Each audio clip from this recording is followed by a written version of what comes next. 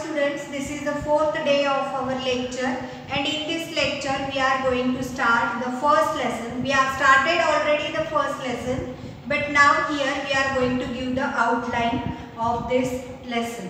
Whenever we are going to see the outline of this lecture, we are going to see some of the characteristics in detail. Up till now we have studied the characteristics, but now here we are going to see the main characteristics of these kingdoms. And whenever we are going to see the characteristics, we should also know that Robert Harding Whittaker himself has divided, or you can say the classified, the living organisms into 5 kingdoms. The first kingdom was Monera, second kingdom was Protista, third kingdom was fungi, fourth was plants, and fifth was animals. Now here on the board I have drawn the outline of the kingdom. The first kingdom, that is nothing but a Monera. Whenever you see the kingdom Monera, many of the bacteria are included in this kingdom. Before that, we should know what is the kingdom Monera.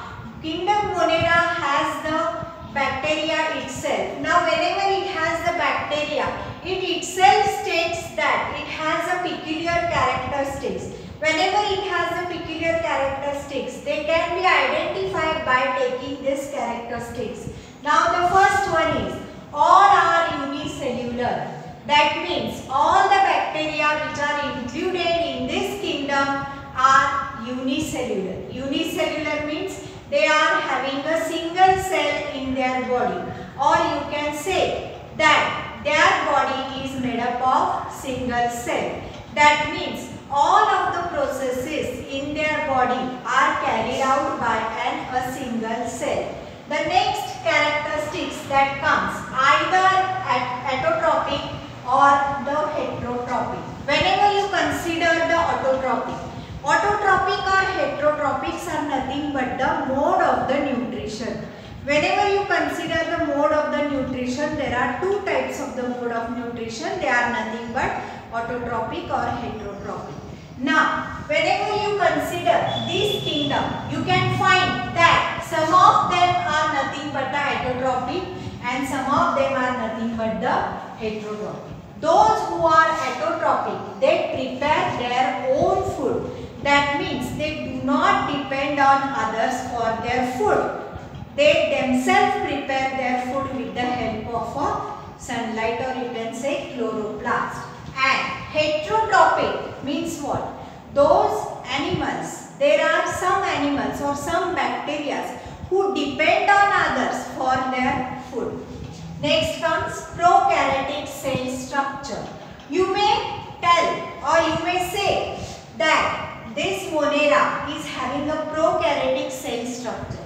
Prokaryotic cell structure means here the cell do not show nucleus. That means the cell is without nucleus, and there are also absence of the cell organelles in this structure. So therefore we have wrote that they are nothing but the prokaryotic cell structure without distinct nucleus and cell organelles.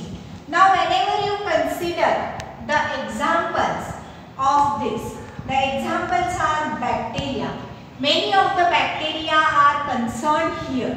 They are nothing but the Clostridium tetani, Vibrio cholerae, Trichomonas pallidum, Streptococcus pneumoniae, Legionella pneumonia, Salmonella typhi, Staphylococcus aureus, Clostridium botulinum. These are nothing but the examples of the bacteria. Now whenever you are considering this bacteria, all of the bacteria show similar structures. Therefore they are included into the kingdom Monera. Now whenever you consider these structures particularly they are unicellular, they may have mode of nutrition that is nothing but autotrophic or heterotrophic, they are the prokaryotic cell. All of these characters are shown by the bacteria.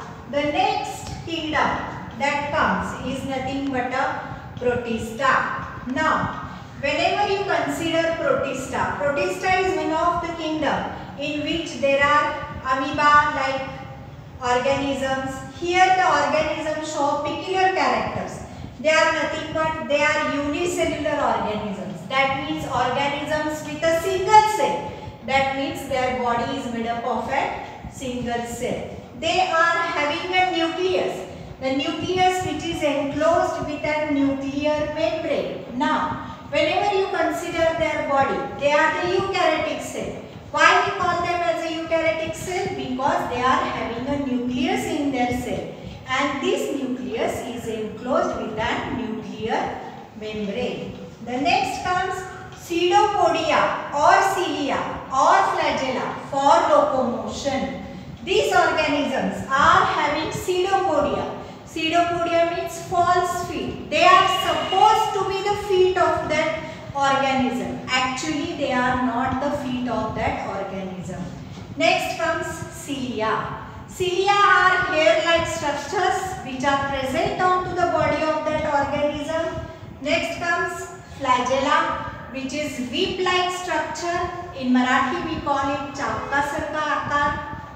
These all things are useful for locomotion. That means the organisms can do the motion, or you can say the movement, with all these types of parts. The next comes autotrophs possess chloroplast. Now here they are having a autotrophic mode of nutrition. Whenever they are having a autotrophic mode of nutrition, it itself tells that they prepare their own food. Now, whenever they are preparing their own food, they have a presence of a chloroplast. Now, whenever you see the examples of this kingdom, they are nothing but Euglena, Volvox, Amoeba, Paramecium and Plasmodium. These are nothing but the examples of this kingdom. All of these examples show the peculiar characteristics of the kingdom Protista. Therefore, they are included into the kingdom Protista. The next comes fungi. Fungi is also one of the largest, you can say one of the large kingdom here. They are non-green, means they do not have green color. You may find them eukaryotic. That means the fungi contains the cell which are having a distinct nucleus. They are heterotrophic organisms. We call them as a heterotrophic organisms because they depend on others for their food. Next, they are called as a saprotrophs. They are called as a saprotrophs because they are feeding upon decaying, or you can say the organic matter. Next comes the cell wall is made up of complex sugar. Now here, as we have seen that they are the eukaryotic cell, they are having a cell with a distinct nucleus and also a cell wall. And this cell wall is made up of a complex sugar which is called as a chitin. Then thread-like body with nuclei are present. Now whenever you see the fungi is nothing but in Marathi we call it as a burshi. This we find in the form of a thread. Now these all threads are nothing but the body of that organism, and the body of that organism contains the nuclei. Examples are Baker's yeast, aspergillus or fungus on the penicillium and mushrooms. Yes. Now, we have studied about the 5 kingdoms. After that, we are going to study the characteristics of the microbes. Microbes, I have told you that they are nothing but the minute things. Now, whenever you see the classification of the microbes, they are divided into virus, bacteria, protozoa, fungi and algae. These are the classifications of the microbes. Now, from that, first we are going to study that is nothing but a virus. Now, virus is the first organism. Here, you can say virus is the microbe. its structure is very difficult, or you can say it is very complex. But even though we are going to see the structure of this virus. Virus structure, as it is told, as it is a complex, but these are between the living and non-living. We cannot call them as a living, and also we cannot call them as a non-living. Whenever you see the characteristics of the non-living of the viruses, you see that they are very smaller than bacteria. That means their size is very smaller than the bacteria. Whenever you see the size is nothing but 10 nanometer to 100 nanometer. Their size is very small than that of the bacteria. Now whenever we are going to the characteristics of these microbes, that is nothing but the characteristics of the virus. Organisms on the border line between the living and non-living thing. This line explains that the viruses are neither living nor non-living. They are present at the border line, or you can say they are present between the living and non-living things. Extremely minute means very small in size, cannot be seen with our naked eyes.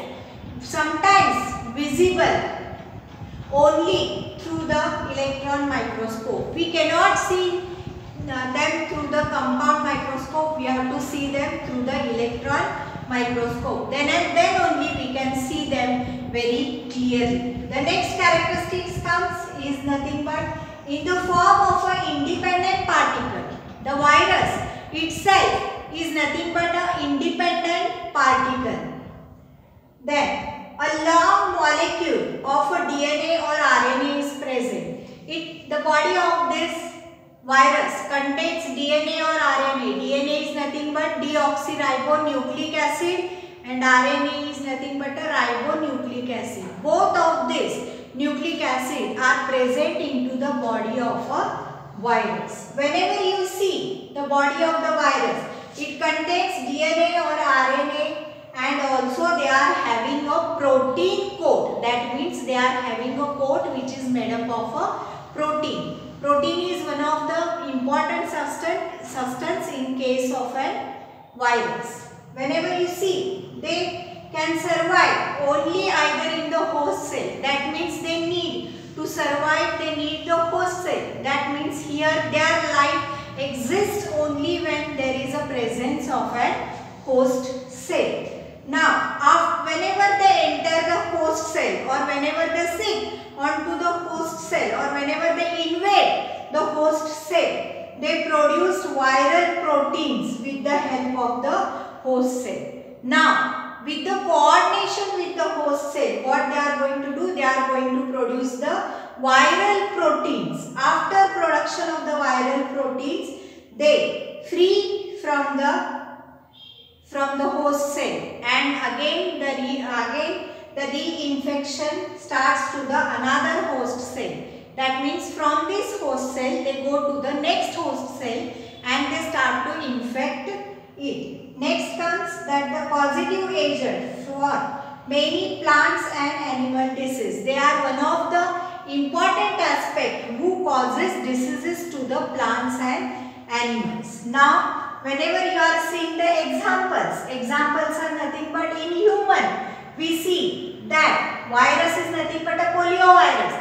Poliovirus nowadays it is affecting our country very much, and the government has made many programs to ride out the polio virus. Then influenza virus. Influenza virus is also called as a cold virus, which is also affecting our country very much. Then next comes HIV, AIDS, which is present in case of a human being. This virus is a very strong virus, and nowadays it is affecting many of the young peoples and also the old peoples in our country. Next comes the cattle. Cattle is nothing but a picornia virus. Picorna virus. And in plants you see there is a virus for tomato, that is nothing but a wilt virus, where you see the wilting of the leaves. Next, the tobacco. In that tobacco you see the mosaic viruses, and bacteria. In bacteria you see the bacteriophage.